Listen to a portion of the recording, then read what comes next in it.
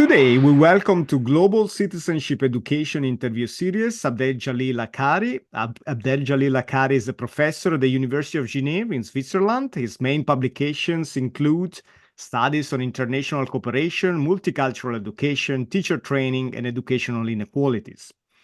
He recently published 2 books on intercultural approaches to education from theory to practice, and Global Citizenship Education, Critical and International Perspectives, both published in Springer.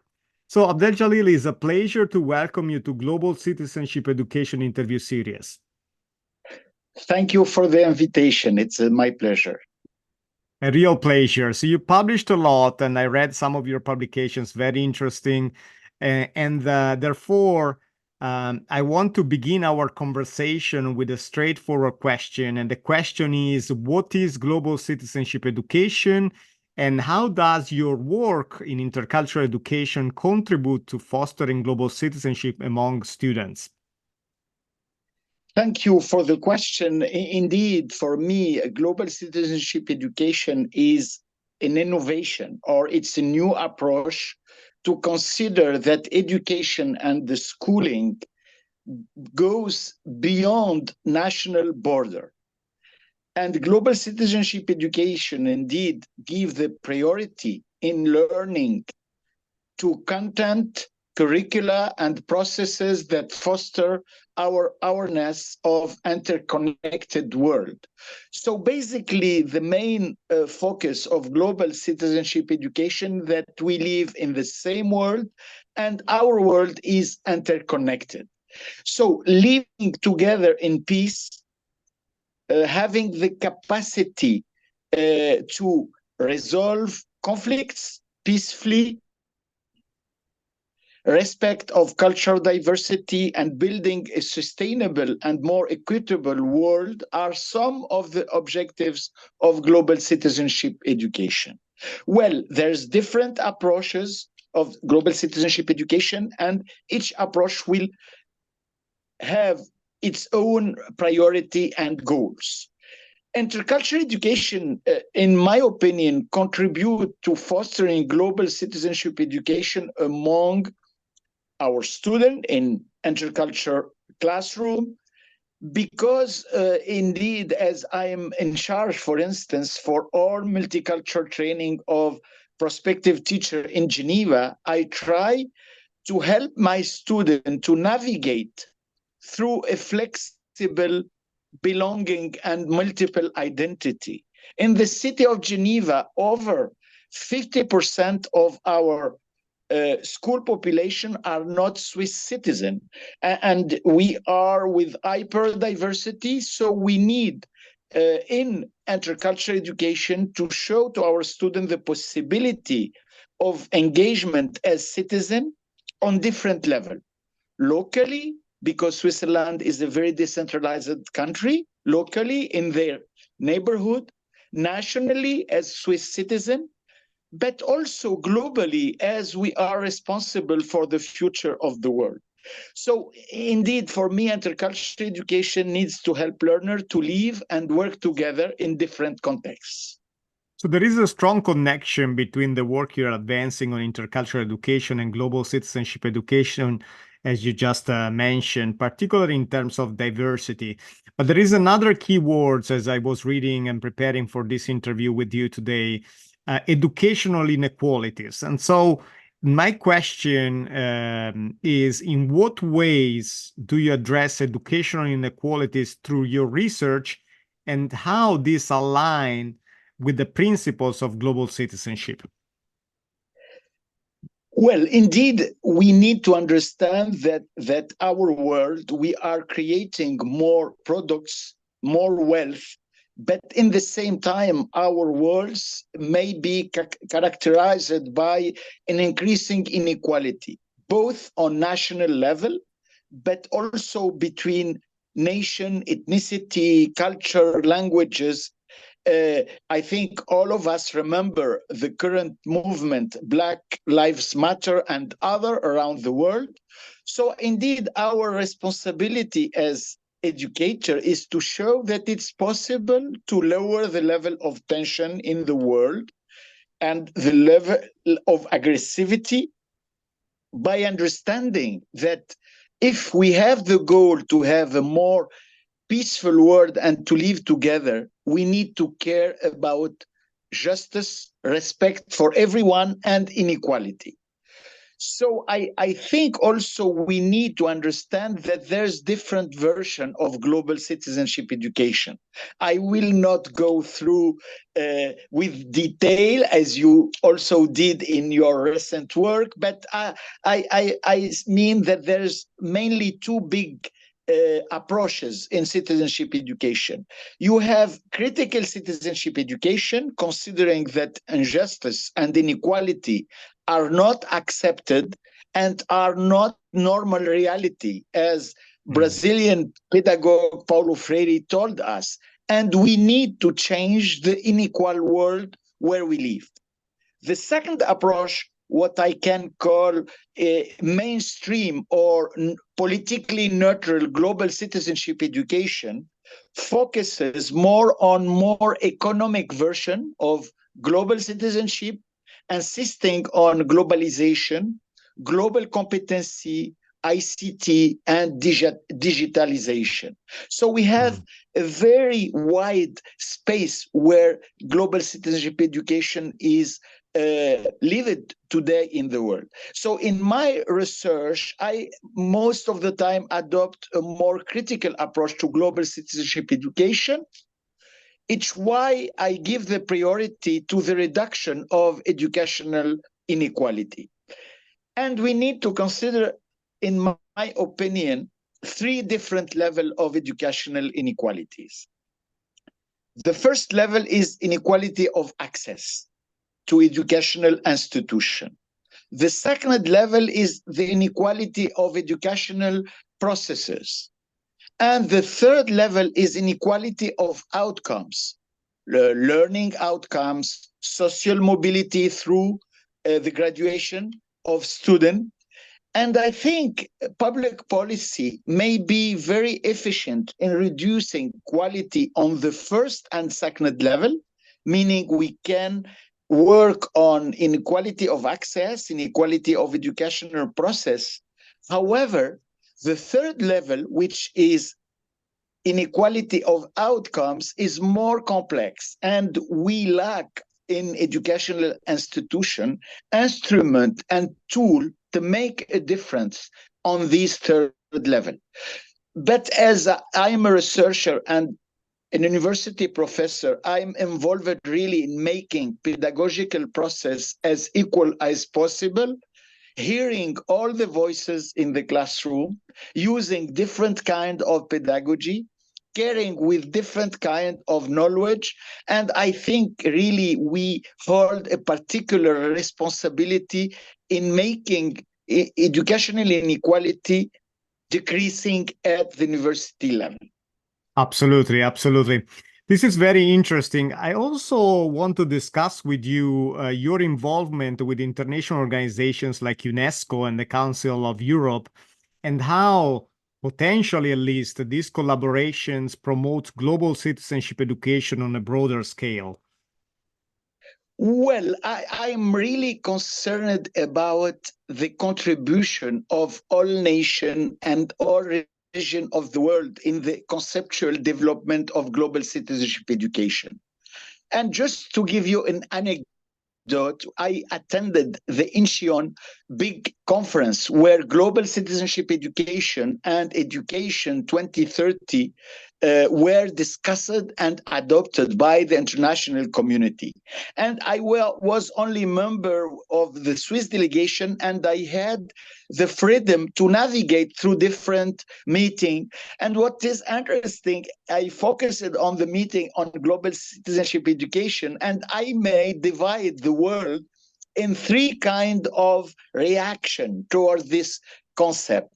You know, Western society, United States, Canada, Great Britain, and Western Europe, they are very interested to the concept of global citizenship education as a tool to have a new narrative of national identity. Meaning that main city in Western Europe and North America, they may have over 1/3 of youth that were born abroad, and national authority are understanding that the traditional way of identifying what is being French, what is being Swiss, what is being Canadian are not working anymore for people who are from other parts of the world. So they were interested indeed. The second part of the audience in Incheon is what I call mostly Asian version of dealing with this concept. And I must recognize that the delegates from China, Japan, India, they were a little bit concerned about the concept, and they were saying, well, we are indeed in favor of international understanding. We have no doubt about our identity as Chinese, as Japanese, as Indian. But what is strange for me as a researcher, if you take a country like China, like India, they may also need a different narrative of national identity. Well, let's go to the third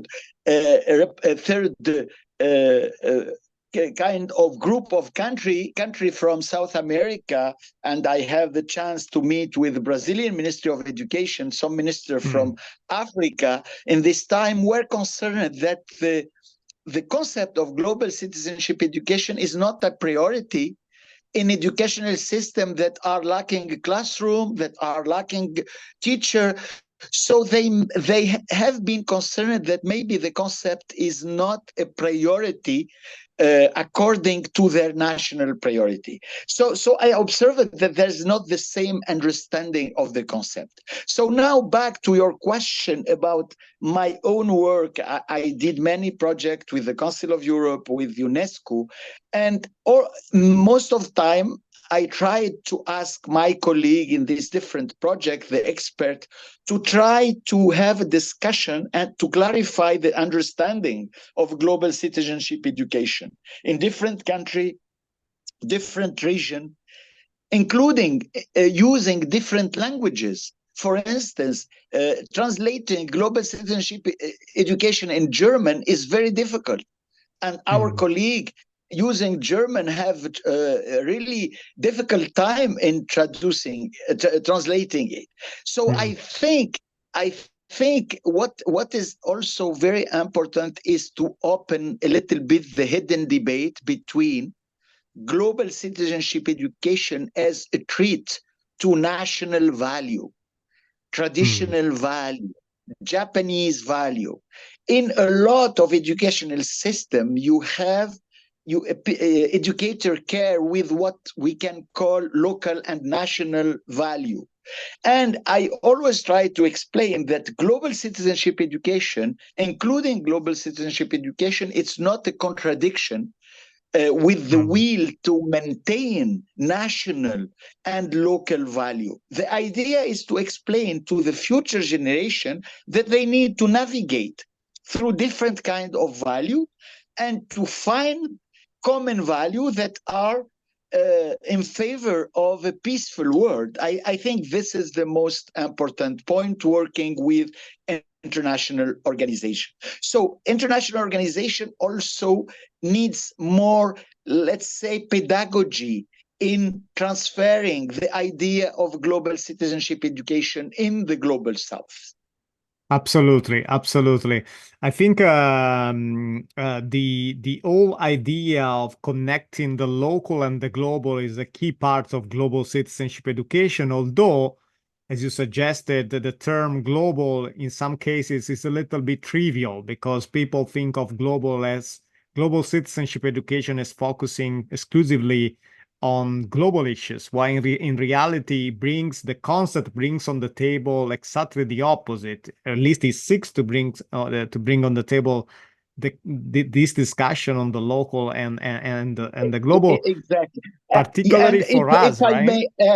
If I may add, I think we need to recognize that in different parts of the world, there's an increased movement, sometimes linked to the religion, to contest international concept. And I have been in a meeting, for instance, in Africa, doing a lecture about global citizenship education with the high-level senior manager of Ministry of Education. And after my conference, they interrupted me and asked me, Professor Akkari, do you think that global citizenship education is a way to destroy our traditional African value? Because they understood that in global citizenship education, there's a priority in respecting the right of homosexual minorities. So I tried to explain, yes, in the idea of global citizenship education, we need to respect each human being.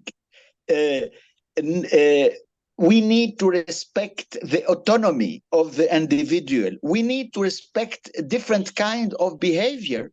But I try to explain that respecting differences needs to be translated in African reality. Although I disagree, I think respect for homosexuality, respect for minority will be probably on the agenda in Africa also. But you see, it was really a very big tension between an idea or a concept coming from the global north with a professor based at the University of Geneva. And really, I tried to explain well the question of minority and respect of difference is included in global citizenship education. However, it's not a tool that it is made to destroy traditional African value. And I added, in each culture, there is some value that we need to fight. Let's take inequality, man and woman. It's something shared universally. However, we need now to say men and women are equal and they deserve the same quality of education. Yeah, I think one of the merits of the concept of global citizenship education, particularly for us, examining it from a critical perspective and critical pedagogy perspective, informed by perspectives of Freire and others, is important to clarify the connection between the local and the global and respect for the local culture. And to this purpose, I want to ask you a follow-up question. And the question is, how do you advocate or promote the integration of cultural diversity, cultural perspectives into pedagogy? And how does this support the development of global citizenship among educators and students alike? In other words, this notion of cultural diversity, respect for local philosophy and understanding of the world. How do you frame this within this discussion on respecting cultural perspectives and cultural differences? Well, I think, and we did not have a lot of time to discuss the question of sustainability, which I found in the center of global citizenship education. Basically, I think since 20 years, I always have been saying and writing that pedagogy, it's not only an academic production, but it's also a political and cultural production. Well, if we agree about the culture production of pedagogy, for this reason, we need to include as much as possible pedagogical approaches from the global south. And in particular, I believe that hearing pedagogical idea from indigenous community around the world is a very crucial topic and issue for global citizenship education. Yeah. Because if you are taking seriously pedagogical approach from indigenous community, you will really change and improve your understanding of knowledge, sustainability, equality, spirituality, motivation of a student, and indeed, I believe really that pedagogy will be improved if it takes seriously the culture aspect. And I think, for instance, if you take different indigenous pedagogy, they have a particular way to share knowledge, for instance. And I think it's very important that we learn from culture that have been surviving in a different place in the world with a very sophisticated dealing with sustainability. And indeed, with only our academic knowledge, we are not able to protect our sustainable world. It's why really I will in the future do more research on this topic to try to include indigenous and intercultural pedagogy in the mainstreaming of thinking education in the world. Absolutely, absolutely. And I think we definitely need more research into the Global South, particularly when it comes to global citizenship education. And I want to conclude this very interesting conversation with you by asking you a very challenging question. And the question is, could you define global citizenship education using 3 keywords, and why these 3 keywords? Very, very difficult question. So I will try. I think that the first 2 words, because it's difficult to have only one, it's human interconnectedness. Mm-hmm. Indeed, you are currently, I think, in Japan. I am in Switzerland. We can have colleagues in Africa, another in North America. We need to understand that we are human, first of all, and we need to understand that we are interconnected. The second word is about sustainability. And I think, pollution, the treat on natural resources is not being stopped by border. When you have clean air, clean nature, it's beyond borders. So the second word is sustainability. Sustainability. And the last word, and I think indigenous community may help us to understand better, my third word is share the future.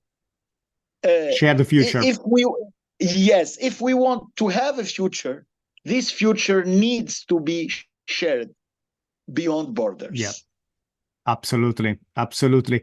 So we have humanity interconnectedness, then we have sustainability and shared future. Very interesting keywords. And very important. Thank you very much for your invitation. It was a pleasure discussing with you global citizenship education, and hopefully we can have other opportunity to make the debate more wider and more open. Dynamic, absolutely. So thank you very much, Professor Abdeljalil Akkari from the University of Geneva in Switzerland. Very interesting conversation, and I look forward to further collaborations with you. It was a pleasure discussing with you. Thank you for the invitation again.